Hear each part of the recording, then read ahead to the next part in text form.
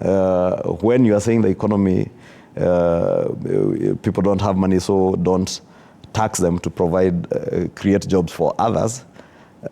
Mind you, one of the other ways to make sure that you lessen the tax burden to other Kenyans is to make sure that you bring more Kenyans into the tax-paying bracket. Today, you probably find, for instance, let me use you as an example. You're employed, you are earning your good salary in Nairobi. You have medical insurance cover courtesy of TV47. Your auntie, your grandmother, your uncle, your brother, elder brother who is retired and in the village doesn't have medical cover, has no source of income, and has no hope that they will ever access those socioeconomic rights of affordable health coverage.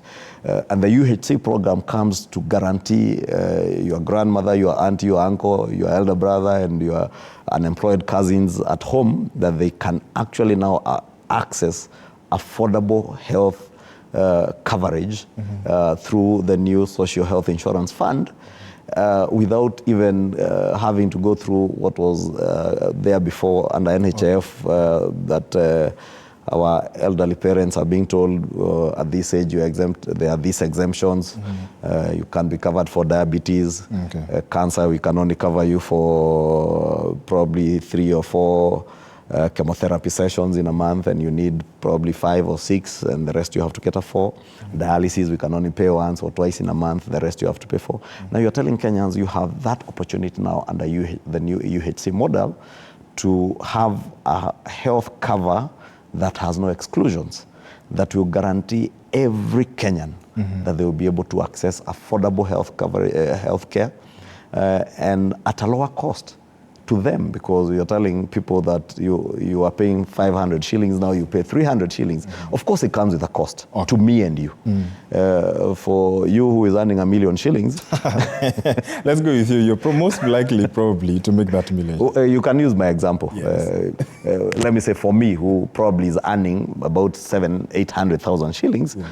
If I pay 2.75% and I pay about 20 or 22,000 shillings, if that guarantees me that my mom, my dad back at home will be able to access good and affordable health coverage, it's a very small cost to pay. And if you look at it also, I was paying 1,700 shillings. A guy who is earning 50,000 shillings is also paying the same thing. How fair is it?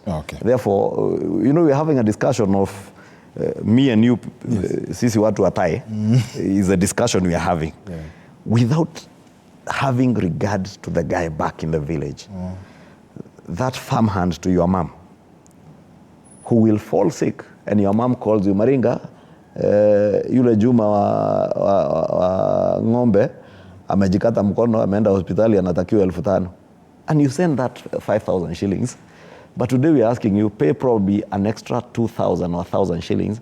That Juma guy pays 300 shillings and he has accessible health coverage. I mean, so how unfair can we be, Maringa, also? No, the issue is, I mean, even as, because there's so many questions that came regarding how the model of acquiring these funds. For instance, Anaclet Koros ask him why they don't seem to be empathetic to the plight of Kenyans, just seemingly willing to squeeze every little penny from us. It goes back to the question of, shall we then relook, whereas you've mentioned Article 43, whereas you've mentioned the responsibilities of the government, shall we then perhaps relook the strategy? Because, I mean, it is not it is not a secret that there have been concerns. It's not that everyone in the country has agreed to this model, that perhaps maybe moving forward you can then relook as you reintroduce, or rather introduce programs such as this, you'll be able to consider the mwananchi who you're looking forward to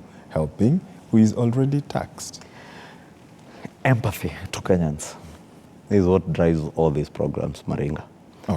If we had no empathy to Kenyans, you would not think about millions of Kenyans who are languishing back in our villages and in our urban centers. Millions of youthful Kenyans who have no jobs. We would not empathize with them. And we would be okay in our ties and suits in town, happy, and life going on smoothly for us. Okay. But if we're empathetic to the millions of unemployed Kenyans, then we need to know that a little sacrifice for them goes a long way to resolving even issues that will later come to affect us. We are the same people who will come and complain, oh, our estates now are becoming uninhabitable because of the rates of crime. Why? Because they are littered with hundreds of, tens of thousands of unemployed youth. I'm glad I saw in one of the newspapers and one of our other TV stations, a media house that has been very critical of the housing agenda. They published a whole article and covered a story about how crime rates have reduced in Ruiru, right here, courtesy of the housing program. Because many people are now engaged in the housing program. They are earning a living and they need not get into crime. Therefore, two, I have told you, if you empathize with Kenyans who are paying their taxes, first, make the tax regime fair.